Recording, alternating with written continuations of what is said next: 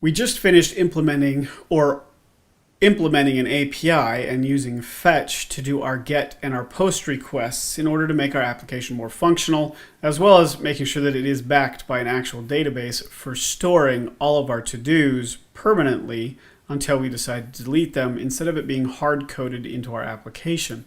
We originally did that using the fetch API. And the fetch API, as I stated, we receive from the browser.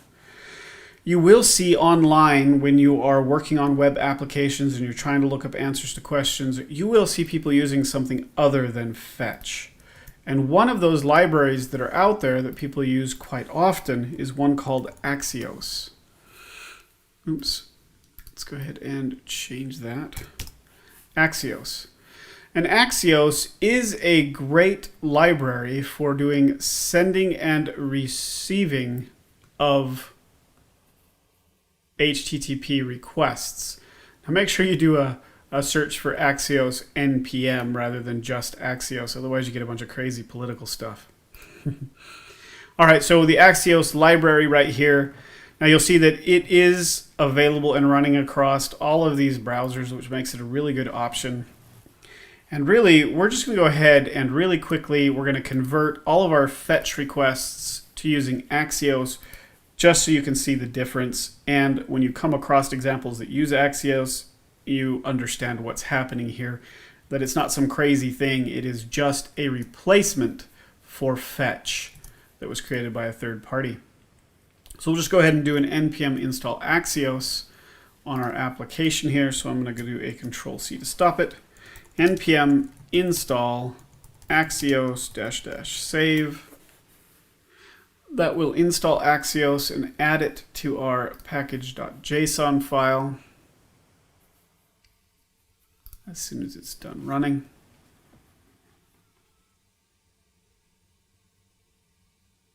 All right, with Axios now added to our package.json, we now have access to use it.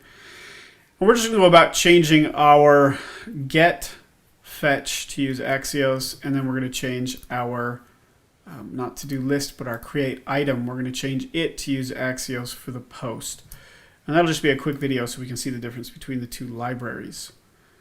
All right, with Axios involved or installed, now we're going to go ahead and pull Axios into our project. So let's go up here to our app.js, come up to the top, and we will go ahead and pull in the Axios library. Oops, that's a require for Node.js, not for our import inside of our application. So forget that. All right, let's make sure we have a good one right here. So get, here's our get. Okay, so we need to import it first. So let's do our import, and let's do Axios. Let's see, do they use uppercase or lowercase? They use lowercase. We'll do Axios from, and then we're going to pull it from the Axios library. Now we have Axios available inside of our application. So now we're just going to go down here and modify this to fit the Axios description here, or the way Axios does it. And right here, really, by default, fetch is a get, but in Axios, we just call Axios.get, and that's how we do that. Now, the cool thing about Axios is that we can actually specify that there is a root domain that we're going to be using for all calls that we're making, and then we don't have to worry about building the URL right here. We can pass our base URL to our fetch, to Axios, and then have Axios handle that for us.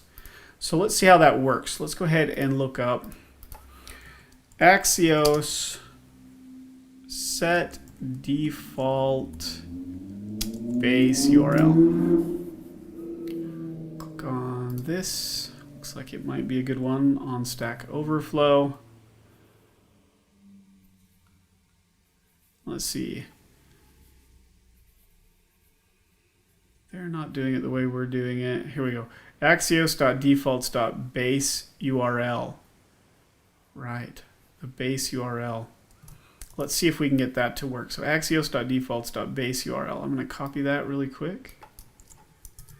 we're going to come up here, and we just imported the base URL right here. So let's go ahead and let's move our Axios down really quick, just so we keep everything in order. And then let's go ahead and do our const Axios. No, we pulled the wrong one.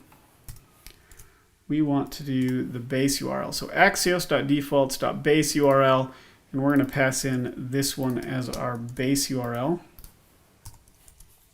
Now Axios should use that as the base URL, and now anything that we add here is going to be the secondary URL that gets tagged onto that base URL. And then if we follow the Axios documentation, we should be able to do an axios.get and then just provide a path to it. And then again, it is promised based, so we should be able to just keep our fetch stuff here. So let's do axios.get, pass it that URL, and then we've got our .then to handle it and our .catch because it's still promise based, just like a fetch. So we should be able to leave it just like that. So let's do an npm start and see if we get any errors.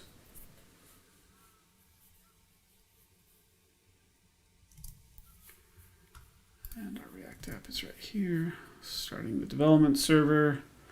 A couple more seconds and we should be ready to go. Oh, we're getting an error here. Import in body of module reorder to top, import first. Line 11 and 12. Import. Oh, I think it doesn't like this.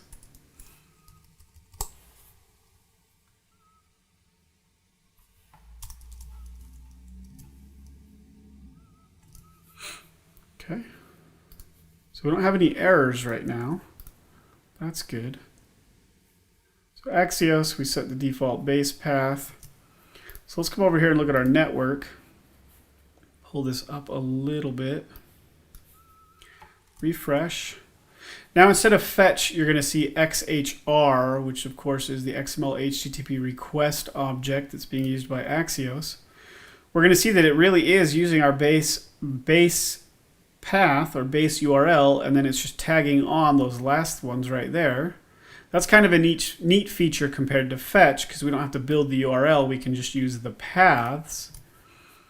And then if we look at the response, what's coming back, it is our list of everything. But we can see that nothing is being listed right here inside of our application. So let's go ahead and let's find out what's up. That means something is different right here inside of our application where we're doing the response.json. So let's go ahead and add a breakpoint there. So let's go to source, and lib, no, not lib components. Actually, we're in our app.js right now. So to our app.js. Let's put a breakpoint right here at 36 when we get our response back. And let's look at this response object and see what it actually is. So let's click on response, and we can see that it has a config, a headers, a request, a status, and a status text, and it has a data. So it looks like we actually don't need to parse our response when we get it back from Axios, because Axios is already taking care of that for us. So we can actually just call the data attribute on our Axios object, and we don't have to worry about parsing. So that actually cleans up our code quite a bit by using Axios. So let's come back here, and really we can get rid of this response.json parsing. So let's go ahead and grab our this.setState, cut it out. Let's get rid of this response.json. Let's do our set state, and then let's do, if we looked at it, it was response.data. So let's do response.data, save it, come back, and beautiful. Now our application is still working fine. All of our to-dos are there, and we should still be able to add them because we're still using a fetch on the create. Beautiful. Oops, let's undo that breakpoint now that we know it's working. Everything's good. So now that we've got Axios, you can see that actually condensed our fetch code quite a bit because we didn't have to worry about the json.parse. That's actually a lot simpler. Now let's go to our to-do item create, and we're going to do the same thing we did here. We're going to import our Axios, and then we are going to set our base default URL. So let's go to our to-do item create. Let's add our import, and then let's go ahead and set the base URL. And of course, we already imported that base URL, so that all works just fine. So now let's come down here to our submit handler. And right here in this fetch, we're going to change it a little bit in order to use Axios. So let's go back to the Axios documentation, and let's find a post. Here we go. Here's a post right here. And it really doesn't look like we have to do much. It looks like it may handle all of our data types and everything automatically for us. So let's go ahead and try it. It should just be simplified. And we don't have to specify a method. So let's get rid of this. Let's get rid of our base URL right here, since we've already set it to have a base URL. And then we are just going to call Axios Axios.post. So Axios.post. We've got the user, we've got the path. Oh, and we still needed to send the actual data packet, and it looks like I deleted that. So let's go ahead and look at how we did that before. I'm going to undo my changes. Okay, we just did body, and we did JSON.stringify, and it looks like, yeah, it's passing a regular JavaScript object right here, which means Axios may handle that stringify for us. So really, we may just need to pass this .state. So let's redo everything that we just did. So get rid of our base API, do Axios.post as the method we want to call. So Axios.post, we've got the path we're going for, and then we need to pass it the data. So this .state. And then again, it's the same thing as we did before. And from what we saw, we actually don't have to parse the JSON. Axios is going to do that for us. So let's go ahead and cut this out. Get rid of this promise. Put this back. And then we are going to do response.data again. Response.data, just like we did before. Reset our inputs. Oops, we can tab these back in. Now it should work. And we've simplified our fetch quite a bit by using Axios. So let's go see if that actually works.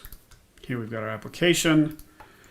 We're going to add some new ones. Let's use something we haven't done. So PPP, submit. There it is. Console.log. We got it back. Refresh. We should have a PPP at the end. Oh, we ordered it, right? So let's add a ZZZ, because that should put it right at the end of our list. There it is. All right. So using Axios, it actually gets rid of the need for us to manually parse the data that comes back, and it gets rid of the need for us to manually set the response type, or the request type, the content type, sorry, on each of our requests, because Axios is going to handle it behind the scenes based on what we're passing. So that makes it pretty easy.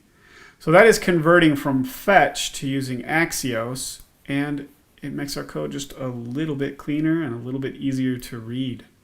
Excellent library.